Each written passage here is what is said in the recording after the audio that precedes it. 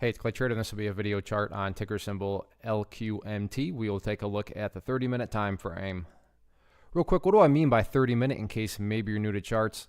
Instead of each one of these candlesticks here representing 1 day's worth of price action, which is what you would normally see, each one represents 30 minutes. So while this here may look like several days worth of time, it's actually today's price action broken down into 30-minute time slices.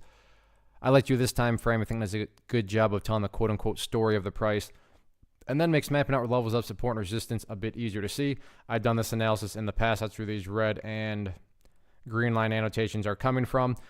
Been a couple of days since the last update, but after today's very nice price movement, certainly updates here need to be done. First thing I'm going to do is a little house cleaning and just get rid of these lines down here. Sure, these still pertain to the chart, but from a presentation standpoint and not wanting to have annotations all over the place and risk causing clutter and confusion, just want to try to keep this analysis as clean as possible. Now, the first update comes from a foundational principle in charts, which states when levels of resistance are broken and closed above, you want to see them act as support. So right here at 39.5 cents is what I would call the ideal level of support. I mean, if you say, hey Clay, what would make this chart look the absolute strongest going forward? If the price can stay up above 39.5 cents, then yeah, that would certainly be a huge sign of power. Now, if the price falls below it, don't get me wrong, it's not like everything's ruined or anything like that, but yeah, staying above it, definitely preferable situation. Taking a step back though and looking at the big picture of things, which I've talked about in past videos, it still is and will always be about that purple line there, the 50 period simple moving average, keyword there being moving. So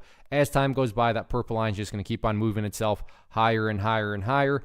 And again, from a broad scheme of things perspective and wanting to know how to gauge the strength or lack thereof, simply put, as long as the price is above that purple line, as the line itself moves its way upwards, then the bulls are in full health, full strength, no questions asked.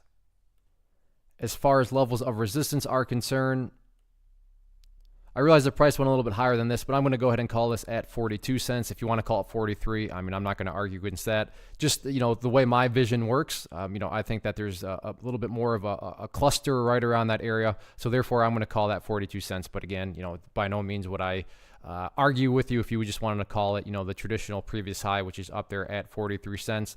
At the end of the day, though, these resistances are kind of pointless because as long as the price keeps on doing what it's been doing in regards to building these higher bases, then the long-term chart will keep on taking care of itself, which includes breaking areas of resistance. So all in all, keep on building higher bases and we'll see what happens with it.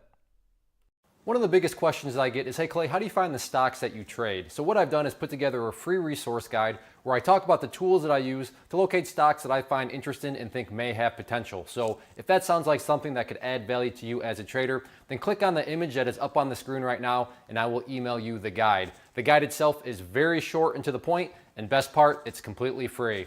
Thanks for watching the video. Let me know if you have any questions.